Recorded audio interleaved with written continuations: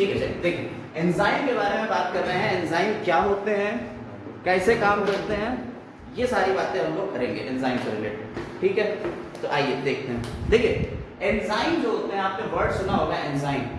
Enzyme की discovery करी थी बुकनर ने, एक साइंटिस्ट थे बुकनर। इन्होंने एक्सीडेंटली एंजाइम की डिस्कवरी कर दी। फर्मेंटेशन एक प्रोसेस होता है, आप जानते हैं ईस्ट एक सेल है, उसके अंदर फर्मेंटेशन होता है। आप आटा रखते हो, आटा कभी रख देते हो गर्मी में, उसमें मार उठ जाता है, वो फूल जाता है, आटा फ्लफी हो जाता है। तो ये जो पफी अपीयरेंस आ रहा है, किसकी वजह से आ रहा है? फर्मेंटेशन की वजह से आ रहा है। आप लोगों ने पढ़ा भी था एनारोबिक रेस्पिरेशन और एरोबिक रेस्पिरेशन 10th क्लास में। जो aerobic respiration in presence of air होता है, एनारोबिक रेस्पिरेशन सॉरी ऑक्सीजन, और anaerobic respiration in absence of oxygen होता है। तो अगर एनारोबिक रेस्पिरेशन हो रहा है और ईस्ट के अंदर हो रहा है, उसी को हम फर्मेंटेशन बोलते हैं। उसमें कार्बन डाइऑक्साइड बनती थी और कार्बन डाइऑक्साइड की वजह से क्या होता था, वो कार्बन डाइऑक्साइड आटे में से बाहर निकल नहीं पाती थी, जिसकी वजह से वो प्रेशर मारती थी, आटा जाता था फूल। ये प्रोसेस होता है फर्मेंटेशन।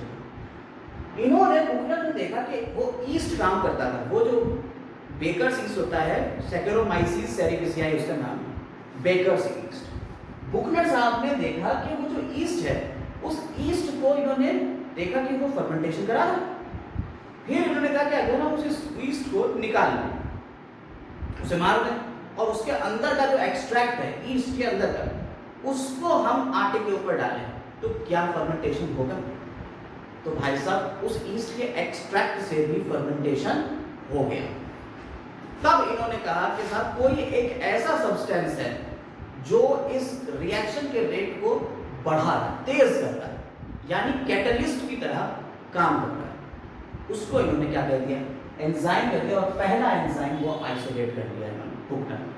तो अगर उनसे पूछा जाए पहला एंजाइम किसने आइसोलेट किया, तो बुकनर। ठीक। The term enzyme was given by Cohen. ये एक साइंटिस्ट थे जिन्होंने एंजाइम टर्म दिया कि एंजाइम क्या है, वो इन्होंने बताया। ठीक है। अब एंजाइम होता क्या, ये बायो कैटलिस्ट है। क्या है? Bio catalyst. कैटलिस्ट आप जानते हैं, कैटलिस्ट वो होते हैं जो रिएक्शन के रेट को फॉरवर्ड कर देते हैं, तेज कर देते हैं, फॉरवर्ड डायरेक्शन में फास्ट करा देंगे, रेट ऑफ रिएक्शन को फास्ट करा देंगे, उन्हें कहते हैं कैटलिस्ट। और बायो मतलब जिंदा चीजों के अंदर मिल रहा है, तो इसलिए बायो कैटलिस्ट है। यही काम जिंदा चीजों के अंदर करा रहे हैं, लिविंग सेल के अंदर करा देंगे, तो बायो कैटलिस्ट हो गया। तो एंजाइम जो है वो एज अ बायो कैटलिस्ट होते हैं जो रेट ऑफ रिएक्शन को बढ़ा देते हैं।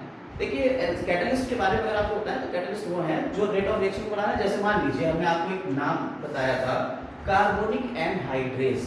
एंजाइम का नाम था कार्बोनिक एनहाइड्रेज। जब लेक्चर की शुरुआत करी थी, फर्स्ट लेक्चर में इंट्रोडक्शन में बताया था कि कार्बन डाइऑक्साइड हमारे अंदर जो जाती है वो HCO3- की फॉर्म में जाती है, बाइकार्बोनेट आयन की फॉर्म में। तो कार्बन डाइऑक्साइड को वाटर से जोड़ने में बहुत टाइम लगता है, लेकिन अगर कार्बोनिक एनहाइड्रेज एंजाइम आ जाए तो वो क्या करता है, वो इसको 6 लाख गुना तेज कर देता है और ये कार्बोनिक एसिड बना देती है H2CO3। हाँ, ये बताया इंट्रोडक्शन में बताया था हमने, यही बताया। और ये फिर बाइकार्बोनेट आयन में टूट जाएगा HCO3- में और H+ में, और ये जो है इसी फॉर्म में कार्बन डाइऑक्साइड हमारी जो है ब्लड के अंदर वो जाती है। 70% कार्बन डाइऑक्साइड इसी फॉर्मेट में जाती है। और ये एंजाइम कहाँ मिलता है? RBCs के अंदर मिलता है।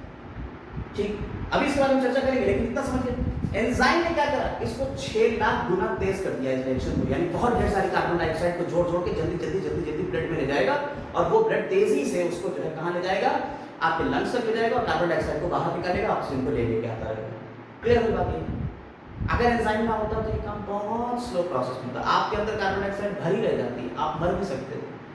एंजाइम ने क्या करा, इस रिएक्शन को फास्ट कर दिया। समझ में आएगा? तो एंजाइम क्या कर रहे हैं, वो कैटलिस्ट की तरह वर्क कर रहे हैं और बायोलॉजिकली कर रहे हैं, इसलिए ये बायो कैटलिस्ट है एंजाइम। क्लियर? एंजाइम्स जो होते हैं उनको 2 पार्ट में बांट सकते हैं, एक्सो एंजाइम और एंडो एंजाइम। एक्सो एंजाइम वो होते हैं जो बॉडी के बाहर, किसी सेल के बाहर काम करेंगे, और एंडो एंजाइम वो है जो किसी सेल के अंदर काम करेंगे। जैसे कि अभी हमने कार्बोनिक एनहाइड्रेज का नाम लिया, ये आपकी RBC पे होता है। किसके अंदर होता है? RBC के अंदर, रेड ब्लड कॉर्पसेल्स के अंदर होता है। तो ये किसी सेल के अंदर काम कर रहा है ना, तो ये किसका आ गया? Endo enzyme. ऐसे ही आपने एक नाम सुना है क्रेब्स साइकिल, बताया था, याद करिए, अभी माइटोकॉन्ड्रिया के बारे में बताया था। माइटोकॉन्ड्रिया के अंदर क्रेब्स साइकिल होता है, एनर्जी का प्रोसेस होता है। क्रेब्स साइकिल के लिए हमने आपको बताया था एक एंजाइम मैट्रिक्स में नहीं मिलता है, सक्सिनेट डिहाइड्रोजिनेज, वो आपको मेम्ब्रेन में मिलता है, जो इंटरनल मेम्ब्रेन है माइटोकॉन्ड्रिया की। ये माइटोकॉन्ड्रिया के अंदर काम करते हैं क्रेब्स साइकिल के एंजाइम। तो क्रेब्स साइकिल के एंजाइम जब माइटोकॉन्ड्रिया के अंदर काम कर रहे हैं तो भैया ये कैसे एंजाइम हुए? एंडो हुए, एंडो टाइप के हुए। इसके अलावा आपने एक नाम सुना है ग्लाइकोलिसिस, कौन सा नाम है? ग्लाइकोलिसिस या ग्लाइकोलाइसिस। ग्लाइकोलिसिस क्या होता है? ये भी किसी एक सेल के अंदर ही होता है, रेस्पिरेशन का प्रोसेस। आपको पता है कि ग्लूकोज जो थी, ग्लूकोज को पायरुविक एसिड में बदलते हैं, किसमें बदलते हैं? पायरुविक एसिड में बदलते हैं। ग्लूकोज को पायरुविक एसिड में बदल देता है किसी सेल के अंदर साइटोप्लाज्म में, और इस प्रोसेस को कहते हैं ग्लाइकोलिसिस। ग्लाइकोलिसिस, और ये ग्लाइकोलिसिस किसी सेल के अंदर ही तो हो रही है, साइटोप्लाज्म के अंदर हो रहा है। इस बात का कहां हो रहा है? साइटोप्लाज्म में हो रहा है। याद रखिएगा मेरी इन बातों को, यही बातें अगर भूल गए तो बेसिक से क्वेश्चन निकल जाएंगे। अक्सर ये क्वेश्चन पूछे गए, ये 10th क्लास में भी है, ये अक्सर क्वेश्चन पूछे जाते हैं जो हम आपको नॉर्मली तेजी से बता जा रहे हैं, ये 10th क्लास में भी है, पूछे गए कि ग्लाइकोलिसिस कहां होती है? साइटोप्लाज्म में होती है। क्रेब्स साइकिल कहां चलता है? माइटोकॉन्ड्रिया में चलता है, और दोनों के दोनों किसी सेल के अंदर ही तो हो रहा है। तो इसके एंजाइम हो गए, इसके एंजाइम हो गए, ये एंजाइम हो गया, ये सब कैसे टाइप के हो गए? एंडो एंजाइम हो गए। अब आपने डाइजेशन पढ़ा, क्या पढ़ा? डाइजेशन। डाइजेशन 10th क्लास में पूरा पढ़ के आए भाई लोग, और उसमें आपने पढ़ा कि बक्कल कैविटी में डाइजेशन होता है, फिर आपने स्टमक में पढ़ा कि स्टमक में भी डाइजेशन होता है, फिर आपने पढ़ा इंटेस्टाइन में भी डाइजेशन होता है, और डाइजेशन कंप्लीट होता है इंटेस्टाइन में। तो डाइजेशन में ये बताओ तुम्हारे अंदर इंट्रासेल्युलर होता है कि एक्स्ट्रा सेल्युलर होता है डाइजेशन? अरे कैसे भाई? तुम्हारी ये एलिमेंट्री कैनाल है, ये स्टमक है, और ये स्टमक के बाद ये आपकी इंटेस्टाइन है। आपका खाना यहाँ आया, इधर से एंजाइम निकलते हैं, ये एंजाइम निकलते हैं, तो ये एंजाइम इस पेट के अंदर हो रहा है, लेकिन किसी सेल के अंदर जा रहा है खाना? नहीं, सेल के तो बाहर है, एक्स्ट्रा सेल्युलर नहीं है क्या ये? हैं? तो जो डाइजेस्टिव सिस्टम में जितने भी एंजाइम पार्टिसिपेट कर रहे हैं वो सब कैसे हैं? एक्स्ट्रा सेल्युलर, यानी एक्सो एंजाइम हो गए वो। समझ में आई बात या नहीं? डाइजेस्टिव सिस्टम के एंजाइम एक्सो, जैसे डाइजेस्टिव सिस्टम के एंजाइम के नाम बताओ, एक आध नाम बता दो। स्टमक में कौन सा एंजाइम मिलता है? पेप्सिनोजेन, जो एक्टिव होता है पेप्सिन में। ये आपका यहाँ आपको मिल जाता है जो इससे निकल रहा है पैनक्रियास से, जो अभी इन्होंने नाम बोला, ट्रिप्सिन। ये भी ट्रिप्सिनोजन होता है जो एक्टिव होता है ट्रिप्सिन में। याद आया? इसके बाद आपने पढ़ा था बक्कल कैविटी में एंजाइम होता है सैलिवरी एमाइडेज, ठीक है, जिसे हम पटाइलिन कहते हैं। अरे पढ़ते टाइलिन है, लिखते पटाइलिन है, पटाइलिन की नहीं, पटाइलिन, पटाइलिन। तो टाइलिन हो गया, समझ में आई बात है नहीं? तो ये हो गया। इसके अलावा इंटेस्टाइन में एंटेरोकाइनेज मिलता है, डाइसैकेराइडेज मिलता है, जिसमें सुक्रेज, माल्टेज, लैक्टेज, ये सारे एंजाइम मिलते हैं। ठीक है, इतने ढेर सारे एंजाइम जो है आपके वो यहाँ मिल रहे हैं। वो सब कैसे हो गए? एक्सो एंजाइम में आ गए। और एंडो एंजाइम में बता दिया क्रेब्स साइकिल के एंजाइम हो गए, कार्बोनिक एनहाइड्रेज हो गया जो आरबीसी में मिल रहा है। ठीक है, इसके अलावा हमने एक और नाम बताया ग्लाइकोलिसिस, उसके भी एंजाइम होते हैं, और भी बहुत सारे एंजाइम होते हैं जो और पार्टिसिपेट कर रहे हैं रिएक्शंस में। हम इतना पार्ट नहीं बता रहे हैं आपको, इतना बात समझिए कि ये दो तरीके के एंजाइम हो जाते हैं। लेकिन अभी और बचा है एंजाइम के बारे में। इतनी बात तो समझ में आई कि साहब एंजाइम इतने काम तो कर ही रहा है, ठीक है, तो इसका बेसिक केमिकल कंपोजिशन कैसा है? अभी तो हमने इसके एक्शन के बेसिस पे इसको बांट दिया, दो पार्ट क्लासिफाई किया on the basis of action, कि किसी सेल के अंदर कर रहा होगा तो एंडो एंजाइम, किसी सेल के बाहर कर रहा है तो एक्सो एंजाइम। अब उसके केमिकल कंपोजिशन के ऊपर हम क्लासिफाई करेंगे एंजाइम को, कि एंजाइम का केमिकल कंपोजिशन कैसा है। तो एंजाइम को अगर हम केमिकल कंपोजिशन के बेसिस पे क्लासिफाई करें तो ये दो तरीके का होता है, सिंपल एंजाइम और कॉन्जुगेट एंजाइम। एंजाइम को हम उसके बेसिक केमिकल कंपोजिशन के ऊपर क्लासिफाई कर रहे हैं, तो कैसा हो गया वो सिंपल और इसका भी नॉमेनक्लेचर होता है कॉन्जुगेट। बिल्कुल, एंजाइम का भी नॉमेनक्लेचर है।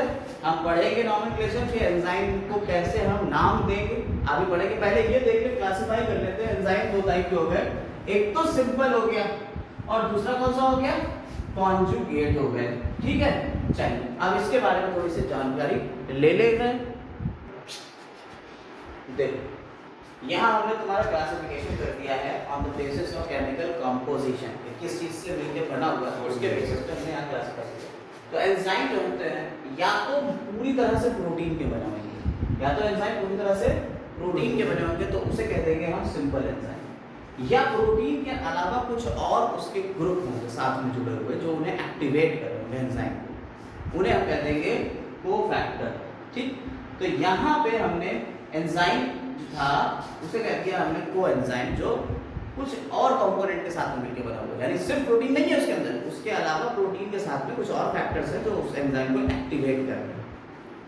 उस एंजाइम को कह दिया कोएंजाइम, कंजुगेट एंजाइम या होलो एंजाइम।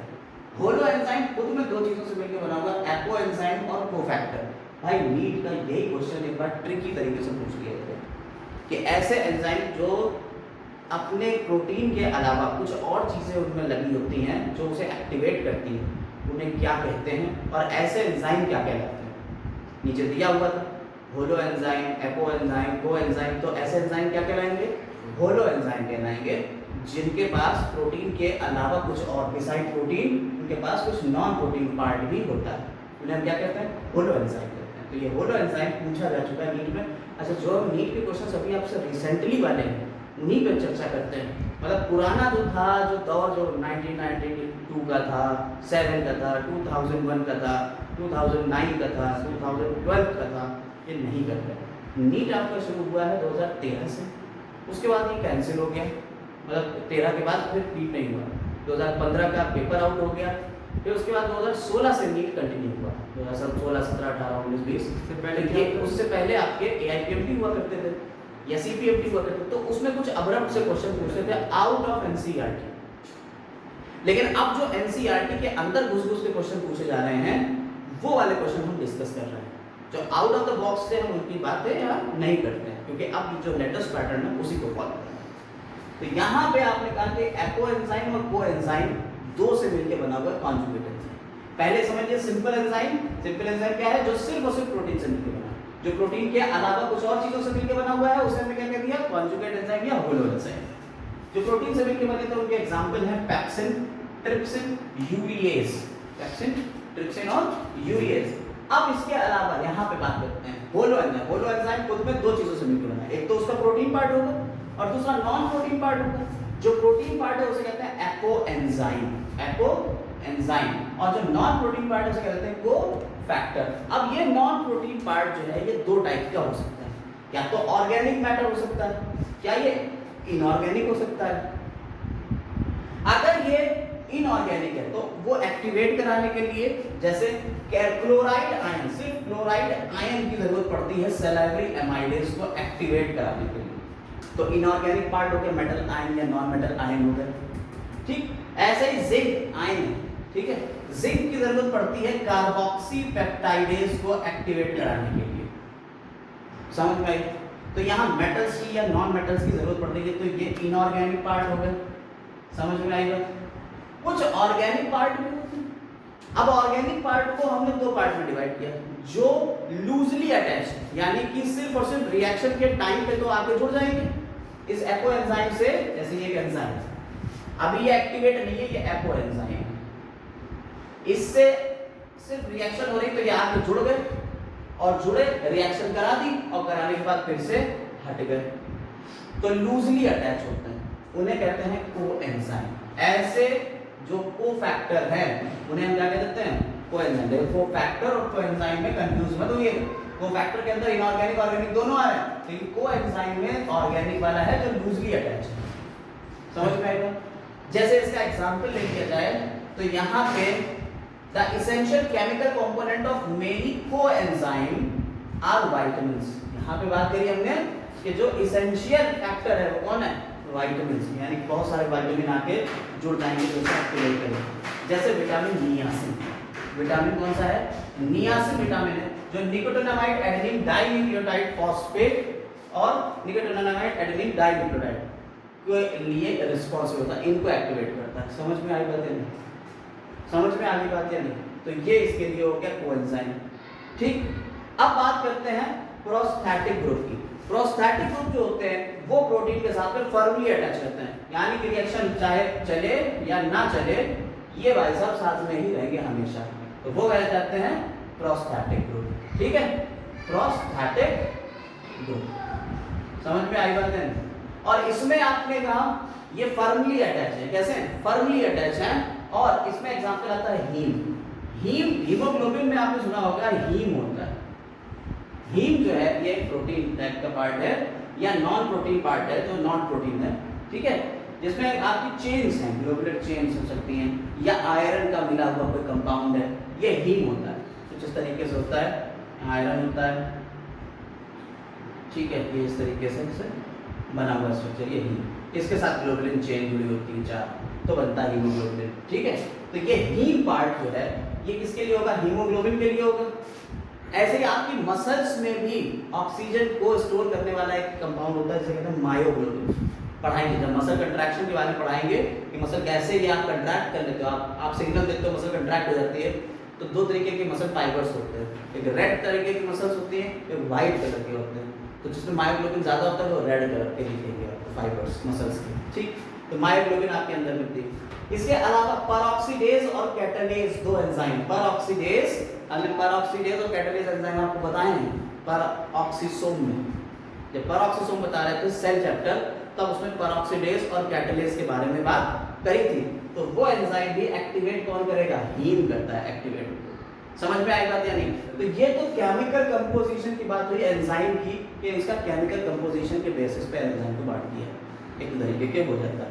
और सारे एग्जांपल भी आपको याद करना है, एग्जैक्ट यही एग्जांपल पूछ लिया जाएगा।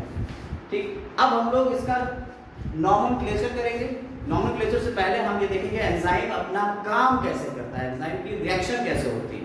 फिर उसके बाद हम बात करेंगे रेट ऑफ रिएक्शन की, और फिर नॉमेनक्लेचर की बात करेंगे। नॉमेनक्लेचर के बाद कोई फैक्टर्स कौन कौन से हैं जो एंजाइम को एक्टिवेट करेंगे और डीएक्टिवेट करेंगे, बात खत्म, चैप्टर खत्म हो जाएगा। ठीक, देखिए यहाँ पे एक चीज जो रह गई है तो थोड़ा सा समझिएगा, फिर उसके बाद आगे बात करेंगे। एंजाइम जो होते हैं, अभी हमने आपको बताया कि प्रोटीन के ही बने होते हैं या प्रोटीन के साथ में कुछ और होता है। इसके अलावा कोई और तरीके का एंजाइम नहीं होता, सिर्फ एक एंजाइम ऐसा है, राइबोजाइम। इसको याद रखिएगा, ये नीट में कम से कम 3 बार पूछा गया अभी पिछले 5 साल में। पिछले 5 साल में नीट में ये 3 बार आ चुका है, राइबोजाइम। राइबोजाइम एक ऐसा एंजाइम है जो प्रोटीन का बना हुआ नहीं होता है, ये एक आरएनए है, 23S आरएनए। देखिए हमने आपको जब पढ़ाया था राइबोसोम, तो वहाँ पे हमने ये बताया था कितने S होते हैं, 23S होता है, 28S होता है, 16S होता है, 18S होता है, 5.8S होता है और 5S होता है। ये इतने टाइप के आरएनए हैं जिससे राइबोसोम बनता है। उसमें से 23S RNA work as an enzyme, और वो एंजाइम जो आरएनए राइबोसोमल एंजाइम कहलाएंगे या इन्हें राइबोजाइम कहते हैं, यानी आरएनए के बने हुए हैं उन्हें हम राइबोजाइम कहते हैं। ये नीट में 3 बार क्वेश्चन पूछा गया पिछले 5 साल में, इसको याद रखिएगा। राइबोजाइम क्लास 12th में 23S आरएनए दिया हुआ, क्लास 11th में आपको राइबोजाइम दिया हुआ। हमने दोनों क्लास की बुक के इस पार्ट को मिला दिया, तो आपका ये क्वेश्चन कंप्लीट हो गया। यानी कि जब नीट में, क्योंकि नीट में आपसे जरूर पूछा जाएगा 11th का 12th का, वो एक लिस्ट बना देंगे उसमें आपको दे देंगे, तो आपको एक क्वेश्चन बना दिया हम पूरा यहाँ पे कि राइबोजाइम एक ऐसा एंजाइम है जो प्रोटीन का बना हुआ नहीं है, फिर भी एक एंजाइम, ऐसा एंजाइम कौन है, वो राइबोजाइम है। वो क्या है, 23S आरएनए होता है। ठीक, आइए चलिए अब हम लोग आगे देख लेते हैं कि एंजाइम वर्क कैसे करता है। हो गया सर। देख, मोड ऑफ एंजाइम एक्शन की बात करते हैं कि कैसे एंजाइम एक्शन करता है। Mode of enzyme action. Enzyme भाई साहब काम कैसे करते हैं? देखिए एक बेसिक सा सिनेरियो समझा देते हैं आपको। एंजाइम कैसे काम करता है इसका एक बेसिक सिनेरियो समझा देते हैं। उसके बाद दो थ्योरी, एक तो लॉक एंड की हाइपोथेसिस, एक है इंड्यूस्ड फिट हाइपोथेसिस। फिर एंजाइम का इनहिबिशन। भाई अगर एंजाइम काम बहुत तेज करता चला जा रहा है, उसे रोकना भी तो पड़ेगा। तो एंजाइम को कैसे रोका जाता है इसके ऊपर भी पूरी चर्चा करेंगे। लेकिन पहले ये समझें एंजाइम काम कैसे करता है, बेसिक काम। देखिए हमने कहा कि एंजाइम का काम हमारा क्या है? एंजाइम का हमारा काम होता है एक्शन कराना, किसी रिएक्शन का को फॉरवर्ड डायरेक्शन में बढ़ाना। एंजाइम का ये तो काम है। रिएक्शन को बढ़ाना। अब एक रिएक्शन जो होती है, रिएक्शन में होते हैं सबस्ट्रेट। किसी रिएक्शन में क्या होते हैं? सबस्ट्रेट होते हैं, जो रिएक्शन के बाद किसमें बदल जाते हैं? प्रोडक्ट में बदल जाते हैं। यही तो होता है ना? सब तो जैसे तुमने कहा, अभी तुमने कहा एक काम तुमने बताया, अभी रिएक्शन बढ़ी थी, कार्बन डाइऑक्साइड था और वाटर था। इसने रिएक्शन करी, क्या बना दिया? H2CO3 बना दिया। तो H2CO3 क्या हो गया? प्रोडक्ट हो गया, और ये हो गया सबस्ट्रेट। फिर H2CO3 वहां रुकता नहीं, कहता हम रुकेंगे नहीं, हम H+ और HCO3- में चेंज हो जाएंगे। यही तो करता है। ये बातें कैसे होती इसको समझ लीजिएगा। एक रिएक्शन होती कैसे? देखिए जब कभी भी कोई रिएक्शन होती है ना, तो रिएक्शन होने के लिए दो मॉलिक्यूल्स का या तो जुड़ेंगे या एक मॉलिक्यूल टूटेगा। एक मॉलिक्यूल ही टूट के दो, जैसे आप पढ़ते 10th क्लास में एडिशन रिएक्शन होती है, डिकम्पोजिशन रिएक्शन होती है, ऑक्सीडेशन रिडक्शन रिएक्शन होती है। पढ़ी थी रिएक्शंस 10th क्लास में। ऐसे ही यहाँ पे भी होगी, double decomposition reaction, double displacement reaction, ये सारी पढ़ी थी रिएक्शन। तो दो सबस्ट्रेट है या एक ही सबस्ट्रेट, उससे नया प्रोडक्ट बनना है। उसके लिए करते क्या? देखिए इनमें रिएक्शन होने के लिए एक मिनिमम अमाउंट ऑफ एनर्जी की रिक्वायरमेंट होती है। भाई ये कर क्या रहा है? ये दो मॉलिक्यूल है जो टकराएंगे और टकरा के एक दूसरे से बॉन्ड एक्सचेंज करेंगे। बॉन्ड या तो बनेंगे या बॉन्ड टूटेंगे। उससे एक नया कंपाउंड बनता है, जो यहाँ आपको बना हुआ दिख भी रहा है, एक नया कंपाउंड बना हुआ।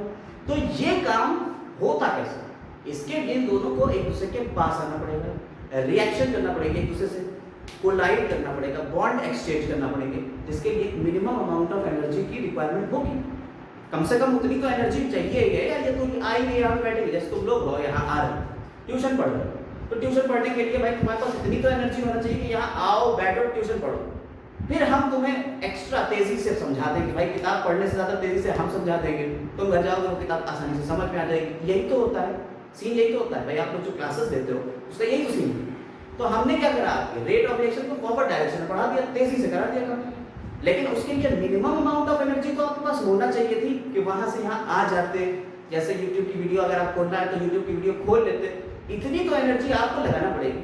That minimum amount of energy required for any reaction is called activation energy. Clear है ये बात? मतलब कि आपका कोई सबस्ट्रेट यहाँ है, हम एक ग्राफ बनाएंगे, एक ग्राफ बनाएंगे जहां हम आपकी पोटेंशियल एनर्जी और प्रोग्रेस ऑफ रिएक्शन को दिखाएंगे। ये ग्राफ जो है इसमें हमने यहाँ पे आपकी दिखा the potential energy, potential energy. यहां आपका सबस्ट्रेट बैठा हुआ था, उसकी पोटेंशियल एनर्जी यहां तक थी, लेकिन रिएक्शन होनी थी जहां पे वो एनर्जी यहां पे थी। इतनी एनर्जी पे उसे रिएक्शन करना थी। तो वो कैसे इस एनर्जी तक आएगा, चेज कैसे करेगा इस एनर्जी? तो उसके पास सर्टेन अमाउंट ऑफ एनर्जी था, उसने रिएक्शन कर लिया। अब यहाँ रिएक्शन होने लगी इस एनर्जी पे, यानी यहाँ सबस्ट्रेट लेवल था और यहाँ एनर्जी उसने गेन करी और इस एनर्जी पे उसने क्या कर लिया? रिएक्शन शुरू कर दी। तो this amount of energy is called activation energy. इसे क्या कहते हैं? एक्टिवेशन एनर्जी कहते हैं, क्योंकि इसी ने तो रिएक्शन को एक्टिवेट करा। समझ में आई बात या नहीं? ये हो गई आपकी एक्टिवेशन एनर्जी। अब यहां रिएक्शन होने लगी, रिएक्शन से प्रोडक्ट बनने लगा। अब रिएक्शन धीमी होएगी और धीमी होते होते होते होते जब प्रोडक्ट बन जाएगा तो उसकी एनर्जी बहुत कम हो जाएगी। भाई रिएक्शंस होती ही क्यों है? स्टेबिलिटी के लिए ना। इलेक्ट्रॉन्स निकलेंगे, इलेक्ट्रॉन आएंगे, एटम्स स्टेबलाइज करेंगे, और स्टेबिलिटी के लिए जब रिएक्शन होती है तो क्या होता है? स्टेबिलिटी में अपनी एक्साइटेड स्टेट से बहुत नीचे पहुंच जाता है इलेक्ट्रॉन, अपनी नॉर्मल स्टेट में आके बैठा होता है। आप लोग स्टेबिलिटी के लिए तो काम कर रहे हो। मान लो अगर हम, जैसे मान लो हम अगर यहाँ ट्यूशन पढ़ाते हैं, लगातार ट्यूशन पढ़ा रहे हैं, मेहनत कर रहे हैं, ट्यूशन पढ़ा रहे हैं, किस लिए पढ़ा रहे हैं? कि एक टाइम होगा हमारा नाम हो जाएगा, और नाम हो जाएगा तो फिर हम स्टेबल हो जाएंगे, अब बच्चे अपने आप आते रहेंगे, हम तो पढ़ते रहेंगे और पैसा मिलता रहेगा, सुकून से जिंदगी चलती है। या आप मेहनत करते हो, आपकी जॉब लग जाती है, जॉब लग, क्यों आप मेहनत कर रहे हो? वहां तक एनर्जी लगा के पहुंच गए, अब जॉब लग गई, सुकून हो गया, अब स्मूथली एक ही काम करते रहना, ठीक है? अब ज्यादा एनर्जी तो नहीं लगाना पड़ेगी, तो क्या हुआ? आप एक स्टेबल स्टेट में पहुंच जाते हो जहां एनर्जी आपकी कम हो जाती है, आप एक नॉर्मल स्टेट में आ जाते हो। यानी अभी आपके पास इतनी एनर्जी थी, लेकिन फिर भी आप उस पर रिएक्शन नहीं करा पा रहे थे, आपने थोड़ी और एनर्जी करी और आपकी रिएक्शन शुरू हो गई। वो एनर्जी क्या कहलाई? इतनी एनर्जी जो एक्स्ट्रा दी आपने रिएक्शन के लिए, वो क्या कहलाई? Activation energy. और रिएक्शन होने के बाद जब नए कंपाउंड बनते तो वो स्टेबल हो जाएंगे, तो स्टेबिलिटी में एनर्जी कम हो गई। समझ में आई बात? जस्ट लाइक तुम्हारे पास 2 लाख रुपए थे, बहुत उछल रहे थे, तुम कूद रहे थे, तुमने गए कहीं इन्वेस्ट कर दिए 2 लाख पूरे, या कोई चोरी कर लेगी, आप कूदना बंद, बैठ गए सुकून से। ये भी हाथ नहीं हुआ कि एनर्जी कम हो गई, आराम से बैठ गए, स्टेबलाइज कर दिया, तो यहाँ प्रोडक्ट बन गया। अब एंजाइम वाटर, यहाँ सबस्ट्रेट था और एक बदल गया प्रोडक्ट में। ये रिएक्शन का एक सीधा फॉर्मेट था, लेकिन अब यहाँ पे एंजाइम का रोल क्या होगा? यहाँ पे एंजाइम का रोल क्या होगा? एक्टिवेशन एनर्जी को कम। एंजाइम क्या करता है? एंजाइम इस एक्टिवेशन एनर्जी को ही कम कर देता है। और मान लो कि आपको एक चीज 10 रुपए में मिल रही थी, वही चीज 2 रुपए में मिलने लगेगी। आपके पास तो 10 रुपए थे ना, वो चीज 2 रुपए मिलने लगी, आप कितनी ले लोगे? 5 ले लोगे। बिल्कुल वही काम यहाँ होता है कि एनर्जी, अब ये एक्टिवेशन एनर्जी कहता है तुम इतनी ना रखो, हम बता रहे हैं कि तुम कम से कम इतना कर लो, तो हम काम करने लगे। उसने इतनी एनर्जी बना दी, एक्टिवेशन एनर्जी को कहां ले आया? यहां से खींच के वो यहां पे ले आया। तो अगर एक्टिवेशन एनर्जी कम चाहिए होगी तो रिएक्शन तेज नहीं हो जाएगी। प्रोडक्ट वही बना रहा है, वही पे ले जा खड़ा करता रहा, लेकिन कह रहा है कि हम इतना तुम्हें सब्सिडाइज कर दे रहे, इतना हम तुम्हें दिए देते। तो एंजाइम ने क्या करा? एंजाइम कैसे स्पीड बढ़ा रहा है रिएक्शन की? एंजाइम सिर्फ और सिर्फ एक्टिवेशन एनर्जी को कम कर देता है, जिससे रेट ऑफ रिएक्शन बढ़ जाता है। समझ में आई बात है? नहीं बोलो, कोई दिक्कत इसमें? अच्छा, रेट ऑफ रिएक्शन क्या है? रेट ऑफ रिएक्शन की बात करी जाए तो रेट ऑफ रिएक्शन क्या है? Delta P upon delta T। जी, रेट ऑफ रिएक्शन होता है कि किस रेट से रिएक्शन हो रही है, यानी कितने टाइम में कितना प्रोडक्ट बन रहा है, ये बताएगा रेट ऑफ रिएक्शन क्या है। कितने टाइम में कितना प्रोडक्ट बन रहा है, ये क्या बताएगा? ये बताएगा रेट ऑफ रिएक्शन। ठीक, अब जरा देखिए कि एंजाइम वर्क कैसे करता है। देखिए, हमने एक एंजाइम यहाँ बना दिया, मान लीजिए ये एंजाइम, और इस एंजाइम में हमने 2 पार्ट बनाए ऐसे जहां पर वो रिएक्शन देगा। हमने जब प्रोटीन के बारे में आपको बताया था तो बताया था एक्टिव साइट होती है एंजाइम जहां रिएक्शन होती है एक्चुअल, उसे एक्टिव साइट कहते हैं। डोमेन के बारे में बात बताई थी कि प्रोटीन का टर्शियरी स्ट्रक्चर होता है, याद आ रहा है? यहाँ सबस्ट्रेट S1 है, यहाँ सबस्ट्रेट S2, और ये क्या था? ये कुछ में है एक एंजाइम। तो पहले ये सबस्ट्रेट थे अलग अलग, ये घूम रहे थे दौरों की तरह इधर उधर घूम रहे थे, S1 S2। इन्हें रिएक्शन करना थी, एंजाइम ने कहा आ जाओ भाई तुम्हें रिएक्शन हम करा देते हैं। ये एंजाइम के साथ में सबस्ट्रेट जुड़ गए, एंजाइम के साथ में सबस्ट्रेट जुड़ गए, ये S1 S2। तब एंजाइम सबस्ट्रेट कॉम्प्लेक्स बन गया। अब इन दोनों के बीच दूरी कम हो गई भाई, अभी ये दूर दूर थे तो एक्टिवेशन एनर्जी ज्यादा थी, अब ये दोनों पास पास आ गए, एक्टिवेशन एनर्जी कम चाहिए होगी भाई, पास पास आ गए, रिएक्शन होने लगी, रिएक्शन होने लगी, तेजी से रिएक्शन होगी, और रिएक्शन होते ही ये सबस्ट्रेट किसमें बदल जाएंगे अब? सबस्ट्रेट से क्या बनेगा उधर? प्रोडक्ट बन जाएगा। ये सबस्ट्रेट किसमें बदल गया?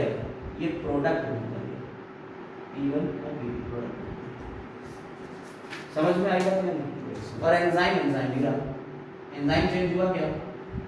एंजाइम चेंज हुआ क्या? एंजाइम चेंज नहीं हुआ। और फिर थोड़ी देर बाद क्या हुआ? थोड़ी देर बाद ये हुआ, कह रहे ठीक है भाई, बहुत बहुत शुक्रिया, फिर कभी मिलेंगे, मुलाकात होएगी, अब हम चलते हैं। फिर जब और ऐसे घूमने लगे, रिएक्शन कंप्लीट भाई, ये प्रोडक्ट बन गया, खत्म किस्सा, रिएक्शन बन गया। एंजाइम खत्म नहीं हुआ, एंजाइम फिर बैठा हुआ करने लगा, फिर कोई आएगा तो फिर हम करेंगे। कैटलिस्ट का यही काम है, जिसे हम क्या खत्म हुई नहीं, हमने तुम्हें पढ़ा दिया, तुम पढ़ गए, और पढ़ने के बाद तुम आगे निकल गए, अब कोई दूसरा आएगा फिर हम वही काम करेंगे। यानी कि रिएक्शन में खुद एंजाइम पार्टिसिपेट नहीं करता। टेस्ट एग्जाम आप नहीं देंगे, एग्जाम तुम दोगे, सेलेक्ट तुम होगे, पढ़ाई तुम करोगे, मेहनत तुम करोगे, और तुम्हारा सक्सेस का रेट बढ़ेगा। मेरा कोई काम तुम्हारे लिए नहीं, हम एज अ कैटलिस्ट वर्क कर रहे हैं। तो कैटलिस्ट कभी भी रिएक्शन में वो पार्टिसिपेट नहीं करता, सिर्फ और सिर्फ रेट ऑफ रिएक्शन को तेज करता है। कैसे? वो सिर्फ एक्टिवेशन एनर्जी को कम करा देता है। उसका काम यह है कि वो एक्टिवेशन एनर्जी को कम करा देता है। दो प्यार करने वाले घूम रहे हैं, बैठ के बात करने की जगह नहीं मिल रही, ठीक, तो हफ्ते में वो एक बार मिलते हैं। अब एक दोस्त ने कहा तुम कहाँ घूमते रहते हो, मेरा घर खाली पड़ा, फार्म हाउस पे मिल गया करो जाके। तो आपको हफ्ते में 3 बार मिलेंगे। क्या दोस्त ने कोई काम किया? 3 बार वो मिल रहा है, रिएक्शन का रेट उनका बढ़ा। क्या दोस्त ने पार्टिसिपेट किया? क्या घर टूट जाएगा? नहीं। समझ में आएगा? नहीं समझ रहा? समझ रहे हो? तो रेट ऑफ रिएक्शन को तेज करता है। एंजाइम खुद पार्टिसिपेट तो नहीं कर रहा है, उसने तो बस एक जगह दे दिया, प्यार करने वाले 2 बार मिले, 4 बार मिले, 10 बार मिले, हमें क्या करना उससे? नहीं समझे? लेकिन अगर घर ना होता तो भाई साहब मुश्किल थी। यानी एंजाइम ने वो जगह दी थी कि यहाँ बैठ के बात कर लो यार, तुम्हें हम जगह दे रहे हैं, एनर्जी कम लगेगी तुम्हारी, जो भटकने में एनर्जी लगती वो हमने तुम्हारी कम कर दी, एक्टिवेशन एनर्जी। अब यहाँ बैठ के काम हो गया, अब काम हो गया तो क्या हुआ? एंजाइम फिर से अलग हट गया, यहाँ प्रोडक्ट बन गया, बॉन्डिंग तेज हो गई उनकी, चले गए, हो सकता है शादी कर लो। नहीं समझे बात? क्लियर है? सीन क्लियर हो गया? तो अगर हम इस सिनेरियो को ऐसे बना के दिखाते तुम्हें कि सबसे पहले क्या हो रहा था, यहाँ पे नेचर पढ़ा रहे ना, है नेचर पढ़ा रहे, हम क्या पढ़ रहे हैं? Mode of action. सबसे पहले सबस्ट्रेट था और यहाँ एंजाइम, फिर क्या हुआ? एंजाइम सबस्ट्रेट कॉम्प्लेक्स बन गया, बना, ये बना, सबस्ट्रेट था, ये एंजाइम अलग था, एंजाइम सबस्ट्रेट कॉम्प्लेक्स बन गया। फिर थोड़ी देर बाद क्या हुआ? एंजाइम प्रोडक्ट कॉम्प्लेक्स बन गया, बोलो, एंजाइम प्रोडक्ट कॉम्प्लेक्स बन गया। फिर क्या हुआ? एंजाइम अलग निकल गया, प्रोडक्ट अलग निकल गया, बोलो निकल गया। भैया समझ में आई बात या नहीं? बोलो कोई दिक्कत इसमें? पूरा काम समझ में आ गया? एक एक चीज अब तो भाई क्लियर है ना? चलिए अब हम लोग इसका क्या पढ़ेंगे? एंजाइम को क्लासिफाई करेंगे, लेकिन उससे पहले इसके 2 मॉडल पढ़ेंगे। 2 साइंटिस्ट थे, उन्होंने एंजाइम के एक्शन को 2 तरीके से बताया। एक लॉक एंड की मॉडल बताया, एक इंड्यूस्ड फिट हाइपोथेसिस बताया। ये आपके एनसीईआरटी में नहीं दिए, इसको हम अलग से बता।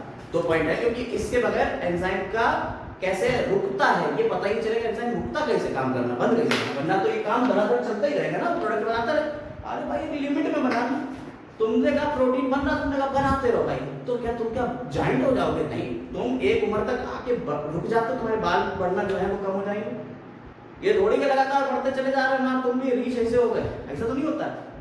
जिस्म पे तुम्हारे गोरिल्ला जैसे बाल तो नहीं निकल आएंगे, इतने ढेर सारे कि तुम गोरिल्ला बने घूम रहे हो, अब तुम्हारा जिस्म ही नहीं दिख रहा, ऐसा तो नहीं होता। यानी एक उम्र पे आके क्या हो रहा है, ये सारी चीजें रुक जा रही। तो एंजाइम के एक्शन को रोका कैसे जाता है, उससे पहले ये पता होना चाहिए कि एंजाइम एक्शन करता कैसे। तो 2 हाइपोथेसिस है, उसके ऊपर हम बात करेंगे। तो देखिए यहाँ पे पहली हाइपोथेसिस है लॉक एंड की हाइपोथेसिस। ये एमिल फिशर ने 1894 में दी लॉकेन की हाइपोथेसिस। और लॉकेन की हाइपोथेसिस कहती क्या? ये कहती है एंजाइम जो है वो क्या है, एंजाइम आपके लॉक है और जो सबस्ट्रेट है वो एक की है। जैसे ये मान लीजिए ये एंजाइम, ये एक एंजाइम बना रहे हैं, देखिए जैसे अभी हमने बनाया आपको यहाँ पे, देखिए ये यहाँ पे अगर हम बात करें तो अगर ये स्ट्रक्चर देखिएगा, ये इसकी एक्टिव साइट, ये एक्टिव साइट ये सर्कुलर है, फिर यहाँ सर्कुलर आएगा। मान लीजिए ये एक्टिव साइट इसकी रेक्टेंगुलर है, तो यहाँ प्रोडक्ट रेक्टेंगुलर ही आएगा। तो यानी कि ये सबस्ट्रेट हो गए और ये एंजाइम हो गया। एंजाइम लॉक की तरह है और सबस्ट्रेट कैसे है, की तरह है। जैसे हर ताले की अपनी चाबी होती है, तो हर एंजाइम का अपना सबस्ट्रेट है। समझ पाए इस बात को? हर एंजाइम का अपना सबस्ट्रेट है जो इसे एक्टिवेट कर देगा और इस तरह से इसमें एक बॉन्डिंग बन जाएगी। ये कुछ इस तरीके से आ जाएगा।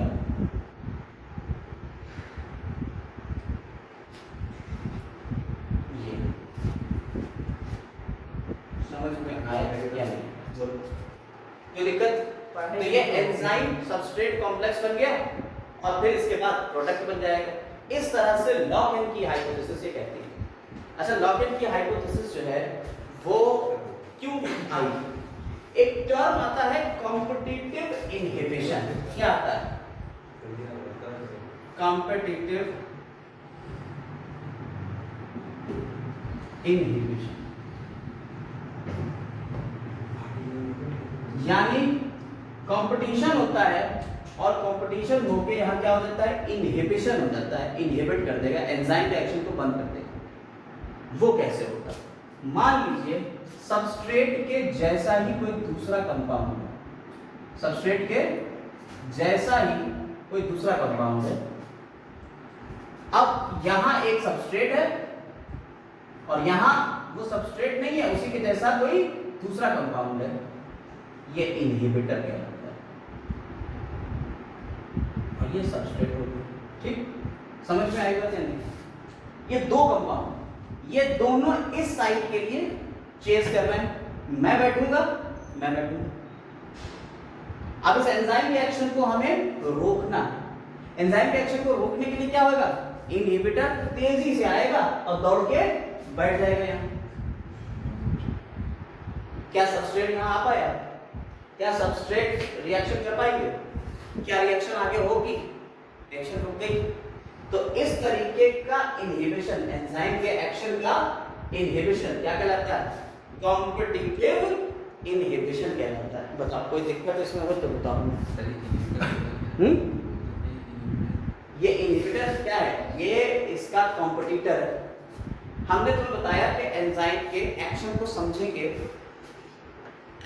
हमें एंजाइम के इनहिबिशन को तो समझना है कि एंजाइम अपना एक्शन बंद भी तो करे भाई। लगातार प्रोटीन थोड़ी बनाना है, लगातार प्लान थोड़ी बनाना है बॉडी में, बताया भी नहीं। तो उसके लिए क्या होता है कि एंजाइम अपना एक्शन रोक दे। एंजाइम अपना एक्शन कैसे रोकेगा? तो एक तरीका ये है कॉम्पिटिटिव इनहिबिशन का। कॉम्पिटिटिव इनहिबिशन में एंजाइम अपना तरीका कैसे रोकता है? एक सबस्ट्रेट के जैसा ही कोई दूसरा कंपाउंड होता है जो क्लोन है, कॉपी करता है, वो दौड़ता हुआ आएगा और इस जगह पे जो एक्टिव साइट थी एंजाइम की वहां आके वो खुद चला जाएगा। तो लॉक-इन की हाइपोथेसिस से ये चीज बिल्कुल फुलफिल हो रही है। ये मॉडल इसके इनहिबिशन को बिल्कुल सही तरीके से बता रहा है। कोई दिक्कत इसमें नहीं। तो लॉक-इन की मॉडल जो है वो ये कह रहा है कि साहब हमारे जो एंजाइम होता है वो लॉक की तरह होता है, जो सबस्ट्रेट होते हैं वो की तरह होते हैं। हर लॉक में पर्टिकुलर कीज चल जाती हैं और उनकी रिएक्शन होती है और प्रोडक्ट बन जाता है। लेकिन अगर हम कहें कि एक्स्ट्रा अमाउंट में ये प्रोडक्ट बन रहा है तो उसे रोकना है। इनहिबिट करने के लिए एक इनहिबिटर होता है जो सबस्ट्रेट का कॉपीड वर्जन है। जो सबस्ट्रेट का क्या है? कॉपीड वर्जन है। हो सकता है ये इस तरीके का हो या इस तरीके का भी हो सकता है। तो इनहिबिटर अगर उस एक्टिव साइट को जाके ब्लॉक कर दे तो सबस्ट्रेट वहां जा नहीं पाएगा। सबस्ट्रेट वहां जाएगा नहीं तो रिएक्शन आगे होगी नहीं, और रिएक्शन नहीं होगी तो हमें यही तो कराना था कि भाई आगे रिएक्शन ना करे, एंजाइम अपना फंक्शन बंद कर दे। तो इसे इस तरीके का इनहिबिशन, इनहिबिट कर दिया, फंक्शन को रोक दिया, मना कर दिया, तो क्या है, इस तरीके का इनहिबिशन क्या कहलाता है, कॉम्पिटिटिव इनहिबिशन कहलाता है। अब नॉन कॉम्पिटिटिव इनहिबिशन भी होता है, यानी एंजाइम के फंक्शन को नॉन कॉम्पिटिटिव इनहिबिशन के थ्रू भी रोका जा सकता है, यानी बिना कंपटीशन के। सबस्ट्रेट वही थे, लॉक एंड की के टाइप का था, लेकिन रुक गया। वो क्या है, वो अगला मॉडल आपको बताएगा, इंड्यूस्ड फिट हाइपोथेसिस। ये कोशलैंड के साइंटिस्ट, उन्होंने इंड्यूस्ड फिट हाइपोथेसिस दी थी, वो बताएंगे कि किस तरीके से नॉन कॉम्पिटिटिव इनहिबिशन होता है। आइए वो भी देख लेते हैं। देखो ये जो अगली थ्योरी है, ये इंड्यूस्ड फिट थ्योरी है या इंड्यूस्ड फिट हाइपोथेसिस है, ये कोशलैंड ने दी थी 1959। जरा इसको समझिए। इन्होंने कहा कि एंजाइम जो होता है उसमें दो तरीके के ग्रुप होते हैं, एक तो होता है बटरसिंग ग्रुप और दूसरा होता है कैटालिटिक ग्रुप। एक कौन सा ग्रुप है, बटरसिंग ग्रुप, और दूसरा है कैटालिटिक ग्रुप। बटरसिंग ग्रुप जो होता है वो वेरिएबल है। जब ये है सबस्ट्रेट, मान लीजिए ये है सबस्ट्रेट, ये सबस्ट्रेट जो है जब इस एंजाइम को चेज करेगा, जरा देखिएगा, गौर से देखिएगा, ये सबस्ट्रेट जब एंजाइम को चेज करेगा तो ये एंजाइम इसी के जैसा शेप में आना शुरू कर देगा, ये कुछ ऐसे शेप में आना शुरू कर देगा एंजाइम। और ये जो है इस तो सबस्ट्रेट ने क्या करा, सबस्ट्रेट ने एंजाइम की इस साइड को इंड्यूस करा कि तुम मेरे ही जैसा शेप एक्वायर कर लो। जबकि इससे पहले क्या था, उन्होंने कहा कि भाई एक पर्टिकुलर शेप होता है, उसी पर्टिकुलर शेप में दूसरा सबस्ट्रेट आके फिट हो जाएगा। इसने कहा, इस थ्योरी ने कहा कि सबस्ट्रेट इंड्यूस करा रहा है इस एंजाइम को, ये पूरा एक एंजाइम है, इसके बटरसिंग ग्रुप को इंड्यूस करा रहा है कि तुम मेरे जैसा शेप एक्वायर कर लो। तो यहाँ क्या होगा, ये इसी शेप में आना शुरू कर देगा। ये क्या करेगा, ये इसी शेप में आना शुरू कर देगा, और इसका कैटालिटिक ग्रुप जो है वो इसके करीब आ जाएगा। जरा देखिएगा, ये इसी शेप में आ जाएगा, ये एंजाइम है। अब हाँ, ये एंजाइम का शेप चेंज कर देगा, इंड्यूस करा रहा है ना उसको, उसे एक्टिवेट करा रहा है कि भाई तुम करो। तो ये काम जो है, जैसे यहाँ पे A B C D E F G H I J K L M N,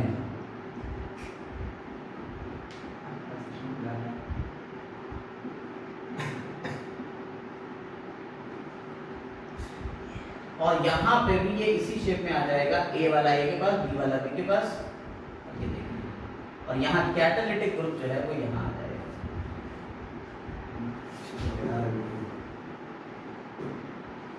ये इस तरीके से समझ में आई बात, ये एंजाइम किस तरीके से इंड्यूस हो पास आ। अभी तक ये शेप नहीं था, अब ये इस शेप का हो गया।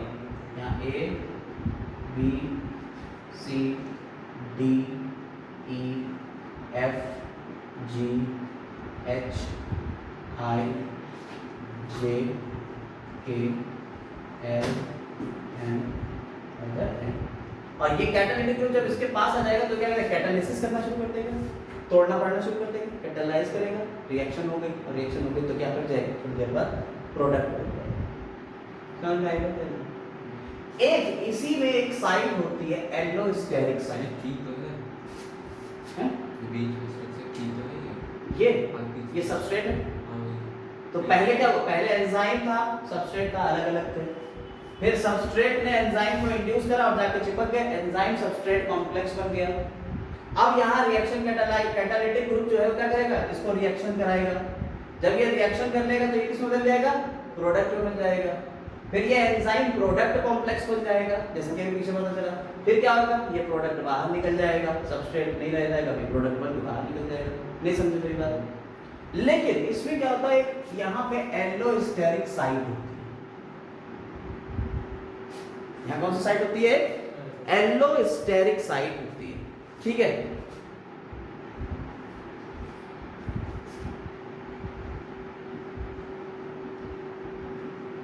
और ये जो साइट है ना, एलोस्टेरिक साइट, बड़ी कमाल की साइट है। ये जस्ट लाइक जैसे तुम कोई काम कर रहे हो, ठीक है, और कोई पीछे से आके तुम गुदगुदी मचाते हो, तो क्या होगा, पीछे तुम्हारे गुदगुदी कर रहा है, तुम्हारी चीजें जो है या तो हाथ कांप जाएंगे, नहीं तो तुम उसे पीछे लात मार दोगे, तुम एक्शन कर लोगे, जो मेन काम था वो तुम्हारा हट जाएगा। तो यहाँ पे वही साइट एलोस्टेरिक, यहाँ पे कोई कंपटीशन नहीं करता। इनहिबिटर क्या करता है, एलोस्टेरिक साइट के ऊपर आके चिपक जाएगा, जस्ट लाइक गुदगुदी मचाने वाला काम, जैसे इनके मचाएं। तो नॉन कॉम्पिटिटिव इनहिबिशन, तो इनहिबिट करते हमने गुदगुदी मचाई, यहाँ पे वो चिपकेगा ही नहीं। अब वो चिपका नहीं, रिएक्शन हुई नहीं, एंजाइम का एक्शन रुक गया, एंजाइम का एक्शन रुक गया। लेकिन कोई कंपटीशन किया क्या सबस्ट्रेट के जैसा था क्या, कोई कंपटीशन नहीं किया था, नॉन कॉम्पिटिटिव इनहिबिशन। इससे पहले वाला कौन था, कॉम्पिटिटिव इनहिबिशन था, लेकिन ये वाला कैसा है, नॉन कॉम्पिटिटिव इनहिबिशन है। एंजाइम के एक्शन समझ में आया दोनों, बोलो कोई दिक्कत इसमें? तो एंजाइम का एक्शन भी समझ में आ गया और एंजाइम कैसे रुकता है ये भी समझ में आ गया। ठीक, अब जरा समझिएगा कि एंजाइम को क्लासिफाई कैसे करें। 4-5 लेवल पे है, जैसे कैटालेस है, पेरोक्सीडेज है, इस तरह से एंजाइम को क्लासिफाई करेंगे। चलिए आइए वो देख लेते हैं।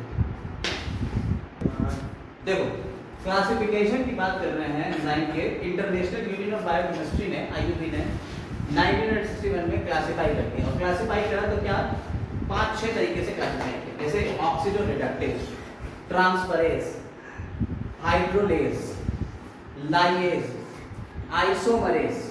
ठीक है, ये सारे कुछ नाम थे। अभी इसके बाद 2 और बचे, वो नाम बाद में लिखेंगे, पहले आप ये देखिए। ऑक्सीजन रिडक्टेज यानी एक का ऑक्सीडेशन, यानी सबस्ट्रेट मान लीजिए रिड्यूस था, सबस्ट्रेट रिड्यूस था, और दूसरा सबस्ट्रेट जो था ये ऑक्सीडाइज था। अब की क्या हो गया, इसने इसका रिडक्शन कर दिया, इसने इसका ऑक्सीडेशन कर दिया, तो ऑक्सीडो रिडक्टेज एंजाइम होगा। जो एंजाइम यहाँ लगेगा वो कौन होता है, ऑक्सीडो रिडक्टेज। ठीक है, एंजाइम का नाम क्या हो गया, ऑक्सीडो रिडक्टेज हो गया। ठीक, दूसरा है ट्रांसफरेज। ट्रांसफरेज क्या करता है, ये ग्रुप को ट्रांसफर करता है, ग्रुप को ट्रांसफर करता है। जैसे यहाँ पे आप देखिए सबस्ट्रेट था और ये कोई ग्रुप लगा हुआ था, ये दूसरा सबस्ट्रेट था, इस सबस्ट्रेट ने क्या करा, इस ग्रुप को ट्रांसफर कर दिया, देखिए इस वाले को। अब ये इस सबस्ट्रेट के साथ में ये जुड़ गया ग्रुप, तो कौन सा था, ट्रांसफरेज एंजाइम था। जिसपे इसका एग्जांपल जो है वो क्या है, ग्लूटामेट, पायरुवेट, ट्रांस एमिनेज। ये क्या करता है, ये एमिनो ग्रुप को ट्रांसफर कर रहा है। ठीक, जैसे यहाँ पे देखिए ग्लूटामिक एसिड, ऑक्सैलोएसिटिक एसिड, ये एक एमिनो एसिड है, ये एक ऑर्गेनिक कंपाउंड है। ये एमिनो एसिड से एमिनो ग्रुप इस कंपाउंड पे आ गया और ये क्या बन गया, अल्फा कीटोग्लूटारिक एसिड, और ये एक एस्पार्टिक एसिड। क्लियर, समझ में आई बात? ऐसे हाइड्रोलेज, हाइड्रोलेज क्या होता है, वाटर का यूज करा और हाइड्रोलिसिस करा दिया, अलग अलग करा दिया। उसमें ये क्या करते हैं, ये ईस्टर बॉन्ड को तोड़ सकते हैं, ईथर को तोड़ सकते हैं, पेप्टाइड को तोड़ सकते हैं, ग्लाइकोसिलिक बॉन्ड को तोड़ सकते हैं, कार्बन कार्बन बॉन्ड को तोड़ सकते हैं, कार्बन और हाइड्रोजन के बीच बॉन्ड होगा उसे तोड़ सकते हैं, कार्बन नाइट्रोजन के बीच बॉन्ड होगा उसे तोड़ सकते हैं। ये कैटालाइज करते हैं किसको, हाइड्रोलिसिस को। ठीक है, जैसे इसमें एमाइलेज जो है, एमाइलेज हाइड्रोलिसिस करता है किसकी, स्टार्च की। ऐसे सुक्रेज, लैक्टेज, ये सब जो है लैक्टोज को ये तोड़ देगा, ये सुक्रोज को तोड़ देगा ग्लूकोज फ्रक्टोज में, ये ग्लूकोज गैलेक्टोज में, याद है, सुक्रेज, लैक्टेज, माल्टेज, कार्बोहाइड्रेट में बताया था। ऐसे ही लाइएसेस, लाइएसेस जो होता है ये क्लीविंग करेंगे बिना हाइड्रोलिसिस के, बिना removal of group, without hydrolysis. ना ग्रुप को रिमूव करेंगे ना ही हाइड्रोलिसिस करेंगे, ये सिर्फ क्लीव करेंगे। इन दोनों को देखो यहाँ से क्लीव कर और एक दूसरे के साथ जोड़ दिया, और ये डबल बॉन्ड यहाँ बन गया, कार्बन कार्बन बीच में डबल बॉन्ड आ गया, इधर से टूटा इधर से टूटा, ये दोनों को जोड़ दो, क्लीवेज, क्लीवेज होगा। ठीक है, जैसे यहाँ पे हिस्टिडीन डीकार्बोक्सिलेज, ये ब्रेक कर रहा है हिस्टिडीन को किसमें, हिस्टामिन और कार्बन डाइऑक्साइड में। क्लियर है, समझ में आएगा? इसके अलावा आप 2 एंजाइम आपके और बचते हैं, वो 2 एंजाइम कौन है, जल्दी से उनको भी देख लीजिए, आइसोमरेज और लाइगेज। तो एंजाइम कौन कौन होते हैं, आइसोमरेज और लाइगेज। ठीक है, चलिए उनको बाद में देखते हैं। तो एंजाइम आइसोमरेज और लाइगेज। आइसोमरेज जो होता है यानी आइसोमर है, ये क्या करेगा, ये तुम्हारा ज्योमेट्रिकल आइसोमर, जैसे हमने बताया डी ग्लूकोज होता है और एक होता है एल ग्लूकोज, तो ज्योमेट्रिकल आइसोमरिज्म कर सकता है, ऑप्टिकल आइसोमरिज्म कर सकता है। ठीक है, तो आइसोमर बना देगा, जैसे अल्फा होता है, बीटा है, तो अल्फा ग्लूकोज और बीटा ग्लूकोज बना देगा। तो ये ज्योमेट्रिकल आइसोमरिज्म या तुम्हारी ऑप्टिकल आइसोमरिज्म। ऑप्टिकल आइसोमरिज्म जानते हो, लाइट डालो, प्लेन पोलराइज्ड लाइट किसी सॉल्यूशन में डालो, वो राइट हैंडेड जा रही है, अगर वो तुम किसी सॉल्यूशन में डाल रहे हो, प्लेन पोलराइज्ड लाइट, ये याद रखना। यानी तुमने नॉर्मल लाइट ली, उसको निकॉल प्रिज्म से तुमने गुजारा। ये नॉर्मल लाइट है, ये निकॉल प्रिज्म, नॉर्मल प्रिज्म नहीं है, ये है निकॉल प्रिज्म, ठीक है। और इस प्रिज्म से जब तुम लाइट निकालोगे तो स्कैटर हो जाएगी, ठीक है। लाइट जो है स्कैटर होती है प्रिज्म से। सिर्फ एक कलर की मोनोक्रोमैटिक लाइट को तुमने एक सॉल्यूशन से निकाला, ठीक है। अगर उस सॉल्यूशन से निकालने पे ये लाइट राइट हैंडेड जा रही है, शिफ्ट हो रही है राइट हैंड की तरफ, क्लॉकवाइज जा रही है, राइट हैंड की तरफ शिफ्ट हो रही है, यानी क्लॉकवाइज जा रही है, then this form is called D, dextro rotatory. और अगर यही लेफ्ट हैंड की तरफ शिफ्ट हो जाए लाइट तो उसे कहते हैं एल फॉर्म, लीवो रोटेटरी, यानी कि ऑप्टिकल आइसोमेरिज्म होगी। एक डेक्स्ट्रो रोटेटरी हो गया, एक लीवो रोटेटरी हो गई, मिरर इमेज बन जाएगी। ज्योमेट्री ही चेंज हो जाए, ग्लूकोज फ्रक्टोज में बदल गया, दोनों आइसोमरी तो है दूसरे के, ग्लूकोज फ्रक्टोज में बदल गया, तो ज्योमेट्रिकल आइसोमेरिज्म। और जो एंजाइम ये काम करेगा उसे क्या कहेंगे, आइसोमरेज। दूसरा आता है लाइगेज। देखिए लाइगेज जो था वो तोड़ने वाला था, लाइगेज जो है वो जोड़ने वाला। लाइगेशन का मतलब होता है एडिशन यानी जोड़ना। लाइगेज याद कर लो, 12th क्लास में बहुत काम आने वाला है। डीएनए को जोड़ेंगे लाइगेज एंजाइम के थ्रू, आरएनए को जोड़ेंगे लाइगेज एंजाइम के थ्रू। तो यहाँ लाइगेज है, ये कैसे तो किसको जोड़ना है, कार्बन ऑक्सीजन के बीच में बॉन्ड फॉर्मेशन कर देना, कार्बन सल्फर के बीच बॉन्ड फॉर्मेशन कर देना, कार्बन नाइट्रोजन के बीच और फास्फोरस ऑक्सीजन के बीच एक बॉन्ड का फॉर्मेशन करा देता है, ये कहलाता है लाइगेज एंजाइम। अब एंजाइम को कौन से फैक्टर्स इफेक्ट करते हैं, बस 2 मिनट में वो भी कवर हो रहा है, उसको देखो 2 मिनट में उसको देखिए। टेम्परेचर और प्रेशर, टेम्परेचर एंड पीएच। आपने क्या कहा, एंजाइम जो होता है वो उसकी कंसंट्रेशन ले लीजिए, एंजाइम की कंसंट्रेशन ले लीजिए, ठीक है, और उसकी एनर्जी ले लीजिए। यहाँ एंजाइम की एक्टिवेशन एनर्जी हो गई, एंजाइम की एनर्जी होगी, ठीक है। और यहाँ एंजाइम की क्या हो गया, टेम्परेचर लिया तो यहाँ टेम्परेचर ले लेंगे, यहाँ पीएच लिया तो यहाँ पीएच ले लेंगे, यहाँ आपकी एनर्जी रखी। तो क्या हुआ, आपने धीरे धीरे टेम्परेचर दोनों में ही देखिएगा, आपने धीरे धीरे पीएच बढ़ाना शुरू करा और टेम्परेचर बढ़ाना शुरू करा, चाहे टेम्परेचर बढ़ाना शुरू करा चाहे पीएच बढ़ाना शुरू करा, तो एंजाइम की स्पीड बढ़ने लगी। बढ़ते बढ़ते बढ़ते बढ़ते एक सर्टेन टेम्परेचर के ऊपर एंजाइम पीक पे पहुंच गया, सबसे ज्यादा काम करने लगा। बिल्कुल वैसे ही जैसे पीएच है, उसकी वैल्यू धीरे धीरे बढ़ते बढ़ते बढ़ते बढ़ते बढ़ते बढ़ते एक सर्टेन लेवल के ऊपर जाके बहुत तेज काम करने लगा। लेकिन जब आपने कहा और तेज कराते हैं, चलो और टेम्परेचर बढ़ाते हैं, तो क्या ऐसा होगा, नहीं, फिर ये काम स्लो हो जाएगा।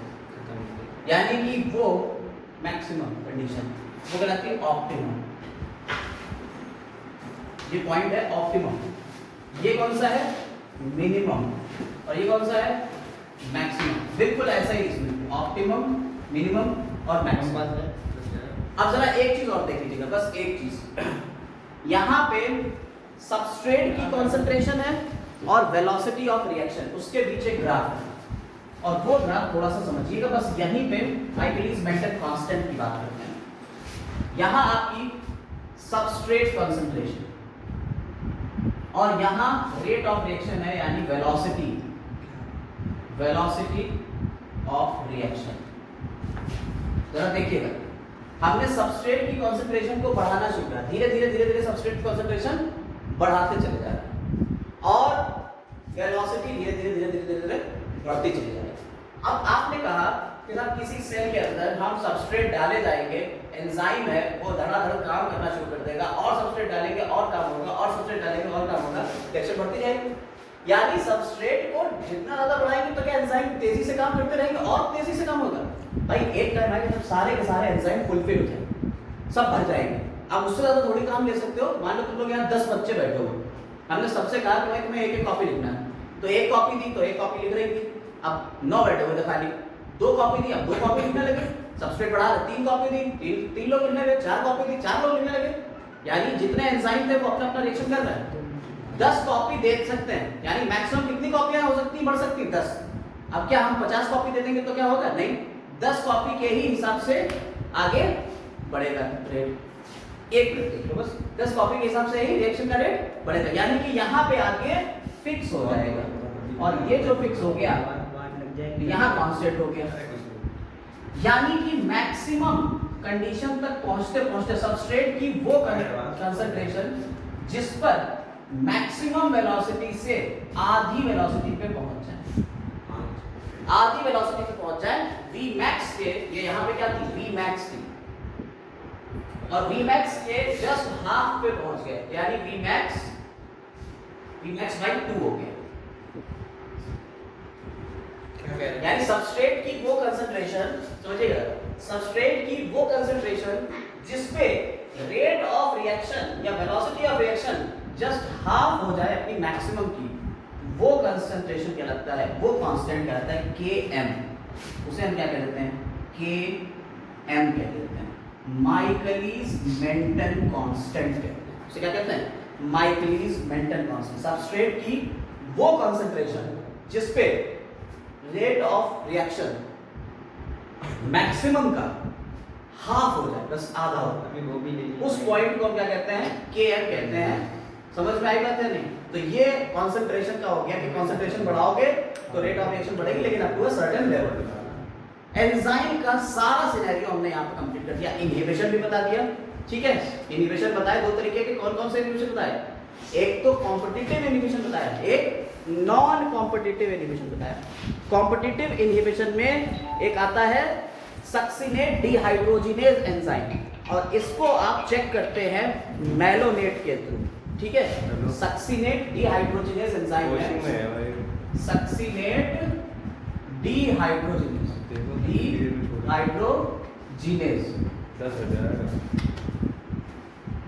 और इसको कैसे रोका जाएगा, इसको रोकने के लिए जो इनहिबिटर आ रहा है वो है मैलोनेट। ये इनहिबिट कर दे रहा है सक्सिनेट डिहाइड्रोजिनेज को, ठीक है। और ये कंट्रोल कर सकते हैं बैक्टीरियल पैथोजन, बैक्टीरिया जो होते हैं, बैक्टीरियल पैथोजन, उनमें उनके एक्टिविटी को इसी तरीके से रोका जाता है कॉम्पिटिटिव इनहिबिशन। यानी कि आप किसी बैक्टीरिया के एक्शन को रोक रहे हैं जो पैथोजेनिक बैक्टीरिया है, आपने वो कॉम्पिटिटिव इनहिबिटर खा लिए जिससे बैक्टीरिया की अपनी एक्टिविटीज रुक जाए, इसे कहते हैं कॉम्पिटिटिव इनहिबिशन। समझ में आई बात? तो यहाँ तक हमने पूरा एंजाइम कवर कर दिया, पूरा आपका एंजाइम कवर हो गया, चैप्टर पूरी तरह से खत्म हो गया है यहीं पे बायोमोलिक्यूल। हाँ, पूरा हो गया, पूरा एंजाइम को फैक्टर सारी चीजें हमने बता दी। तो आज की वीडियो में बस इतना ही। Have a nice day.